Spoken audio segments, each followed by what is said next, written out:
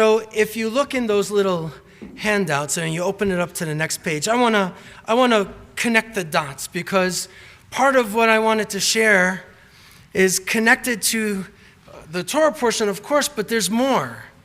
Because we celebrate in our secular society the life of the Reverend Dr. Martin Luther King Jr.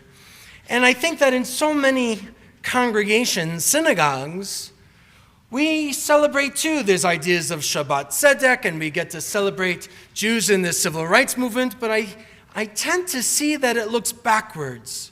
And we kind of pat ourselves on the back, and we think that our jobs might have been done. And I think I did that too for a long time. But there's another kind of awareness that's growing, and that I think is kind of incredible. One where there are more voices and different voices and folks who aren't looking the same, including within synagogues, and that's good and that's important, and yet there are still so many stumbling blocks. We've achieved so much, and there's amazing things that have happened, to be sure, but I think sometimes we get a Jewish chip on our shoulder and become a little quiet and complacent about the work where we still need to go. So I want to look at texts with you. I want to help connect the dots with you. And I know I've prepared a lot of texts, and I know we're not going to get to all of them, but I'm going to get to some of them. So if you open up onto that second page where that Heal Us Now is on the front, I want to show you something from this week's Torah portion, the part that we're going to read, that congregations are going to be reading tomorrow morning. After we get out of Egypt, after the Song of the Sea, after we sing Mi Chamocha and the sea closes and we're to freedom and we're off to the other side,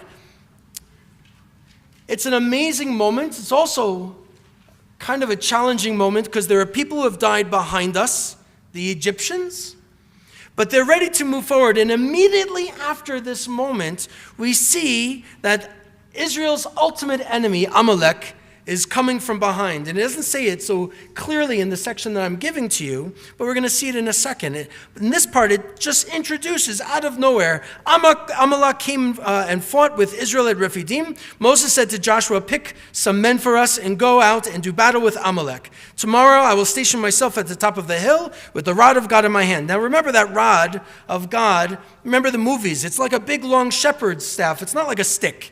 We have a big long rod, and Moses is going to be holding it up.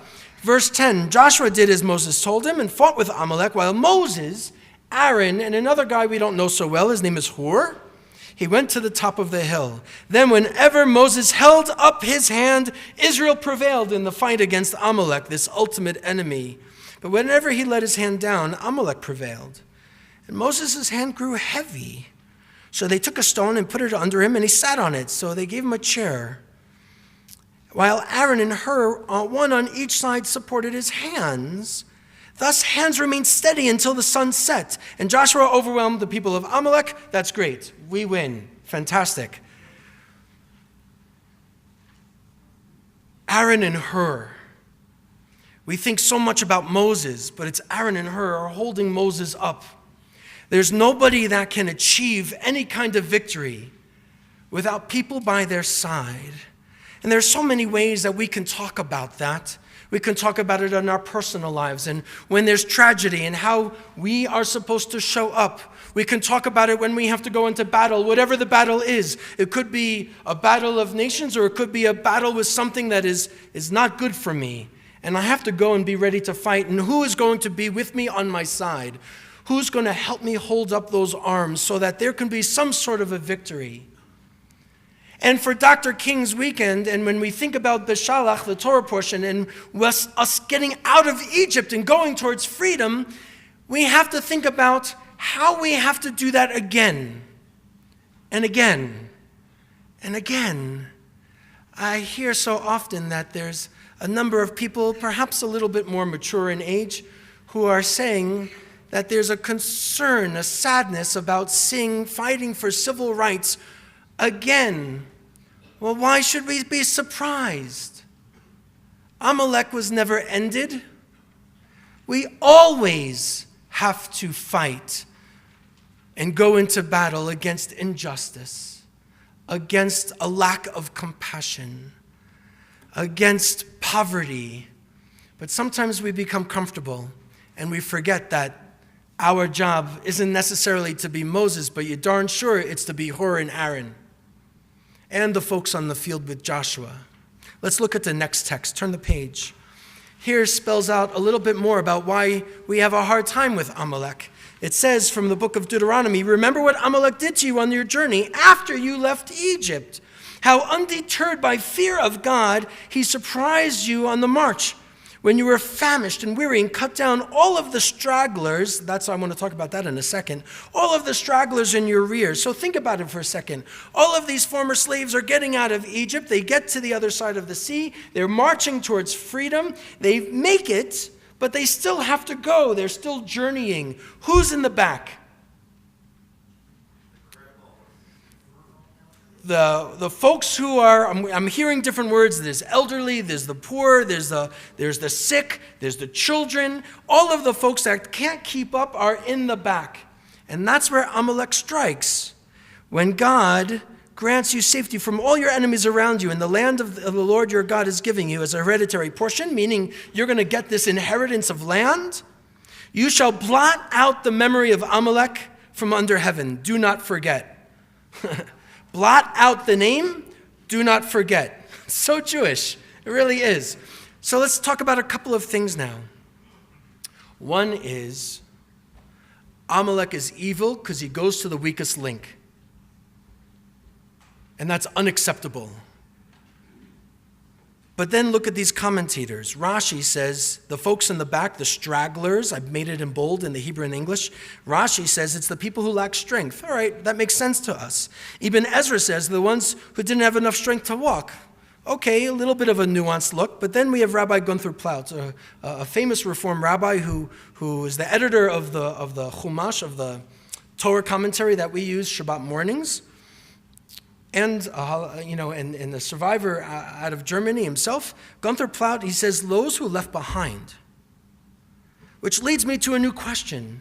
It's not just that Amalek was so terrible for attacking the weakest flank, but what was up with the Israelites by letting all of those people in the back?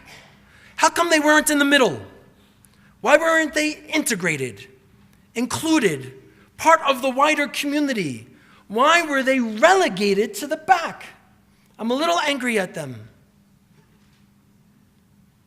And I would suggest to us, the same thing is happening again today, including in our own Jewish community. There are some folks who are relegated to the back. And once they become more vulnerable than rather being integrated and included and part of a whole community where everybody gets to share their gifts. So we see Aaron and Hur saying, we're going to stand with you, Moses, and we're going to do this work. We see why Amalek is so terrible, but we also see that the Israelites, they have some responsibility here. They do. And now let's look at Judith Plaskow. Judith Plaskow is an incredible thinker in Jewish women's studies. And she writes something that's really terse, so you have to hang on and follow along carefully. Okay? It says, we blot out the memory, so that's one. Remember, we blot out, and then we don't forget. She starts with blot out the memory. We blot out the memory of Amalek when we create Jewish communities in which the perpetual exclusion of some group of people or the denial of women's rights are so contrary to current values as to almost be incredible. I kind of love that. We have to read it like 6 or 7 times to understand it, but I kind of love the idea that in order to blot out memory of Amalek, we create inclusive societies, congregations, communities, wherever we are. We bring people in and take care of them. And that is incredible. And we look at it as incredible because it doesn't happen so easily. The next thing says, yet, if we are to safeguard our achievements, we can also never forget to remember the history of inequality and the decisions and struggles that have made more equitable communities possible. We can never forget to remember a history of inequality, folks, because once we kind of slip and do that forgetting, the inequality bubbles up again. Remember, Dr. King's weekend of celebration isn't just about looking back. It's not going to mean anything to him unless we look forward. Let's turn the page. The next two texts, that's your homework. We're not going to read them here. But basically, the idea is you can't sit off by the sidelines. The second text where it says Shabbat from the Talmud, it says that if you have the ability to protest, you must. Otherwise, you're held accountable. If you sit on the sidelines, you're held accountable. Now let's look. 1964. Why we can't wait. I know many of us have read this at some point in our lives. Dr. King said, we will have to repent in this generation, not merely for the hateful words and actions of the bad people, but for the appalling silence of the good people. Human progress never rolls in on the wheels of inevitability. It comes through the tireless efforts of men and women willing to work, to be co-workers with God. And without this hard work, time itself becomes an ally of the forces of social stagnation. We must use time creatively in the knowledge that the time is always ripe to do right. Our silence is deafening.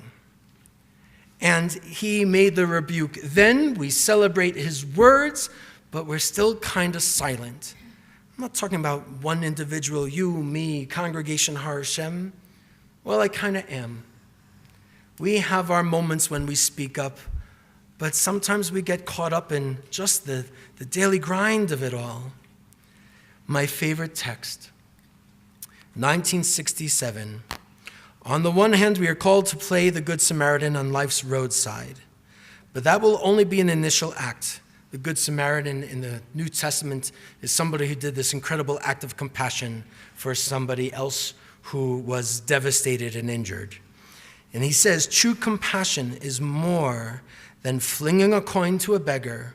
It comes to see that an edifice which produces beggars needs restructuring. It's time to rebuild our community. It is time to restructure our city and county and country. It is time to heed his words, perhaps for the very first time or for a first time in a long while, along with the words from our tradition, from our Torah, from all of the Torah, and figure out how social action and providing food isn't enough. Social justice is to change the edifice, is to help annihilate the beggars, is to make sure that everybody has enough.